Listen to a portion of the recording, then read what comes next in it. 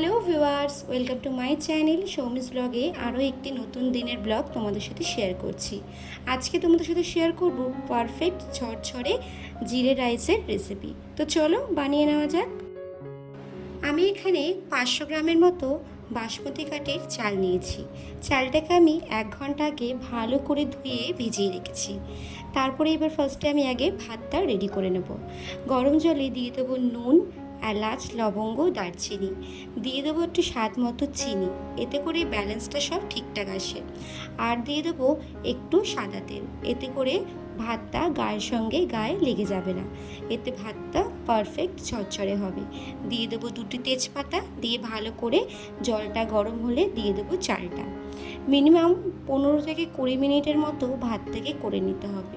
পুরো একেবারে ভাতটা করলে হবে না, হালকা একটু শক্ত শক্ত নামাতে হবে। এতে করে কি হয়, আবার যে পরে আমি ভাতটা নাড়বো তখন কিন্তু ভাতটা পারফেক্ট হয়ে যায়। তো তারপরে ভাতটা আমি এখানে ঝরিয়ে নিয়েছি। তারপরে একটা কড়াইতে আমি 2 টেবিল স্পুনের মতো ঘি আর 2টো কাঁচা লঙ্কা আর 1 টেবিল স্পুনের মতো জিরে আমি দিয়ে দিলাম। জিরের পরিমাণটা একটু বেশি দেব, যেহেতু এটা জিরে রাইস একটু বেশি দেব। আমি তার মধ্যে এখানে অ্যাড করেছিলাম একটুখানি লেবুর রস, তো তোমাদের সেটা দেওয়া হয়নি, তোমরা কিন্তু দিয়ে দিও।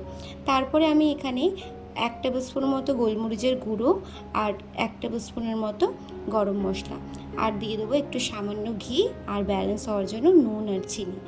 তো দিয়ে ভালো করে নাড়বো। আর দেখতেই পাচ্ছ কত সুন্দর ঝরঝরে রাইসটা কিন্তু হয়েছে।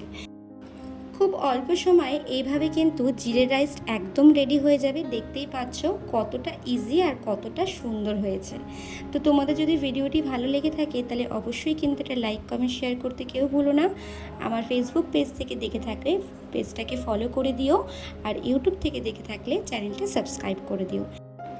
গ্যাসের ফ্লেমটা লোতে রেখে 2 থেকে 3 মিনিটের জন্য স্ট্যান্ড টাইমে রেখে দেবো। তারপরে গরম গরম পরিবেশন করতে পারবেন এবং খেতে কিন্তু দুর্দান্ত হয়। তো আজকের মতো টাটা, আবার দেখা হবে কালকে কোনো নতুন ব্লগের সাথে।